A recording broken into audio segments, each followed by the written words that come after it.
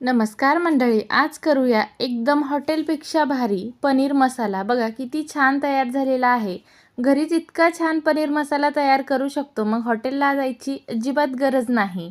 त्याच्यासाठी इथे मी पॅन घेतलं, पॅनमध्ये थोडं तेल घालायचं, एक मोठा कांदा घातलेला आहे बारीक चिरून, नंतर आलं, लसूण आणि 10-12 काजू घालून हे चांगलं परतून घ्यायचं आहे। साधारण 5 ते 6 मिनिटं मिक्स केलं की आपल्याला टोमॅटो घालून घ्यायचं। टोमॅटो छान लाल बुंद पिकलेला घालायचा। टोमॅटो घातल्यानंतर 3-4 मिनिटं मिक्स करून घेतल्यानंतर आपल्याला एक ताटली झाकून साधारण 5 ते 10 मिनिटाची वाफ काढून घ्यायची।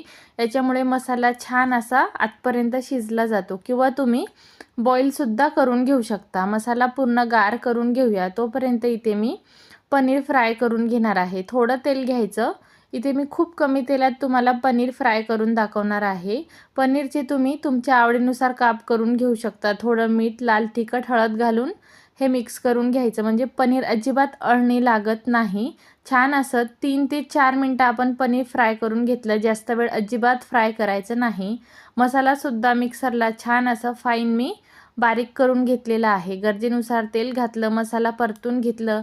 मसाला परतल्यानंतर सगळे मसाले घालून घ्यायची, आणि पनीर मसाला आवर्जून घाला बरं का, म्हणजे हॉटेलसारखी टेस्ट पाहिजे असेल तर। सगळे मसाले घालून छान मिक्स करून घेतलं, नंतर पाहिजे तेवढं गरम पाणी घालायचं। अजिबात थंड पाण्याचा वापर करायचा नाही।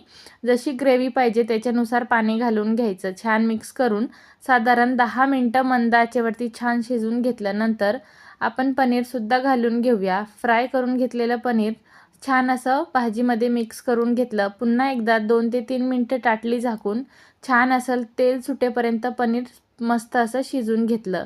बघा किती छान अशी पनीरची भाजी तयार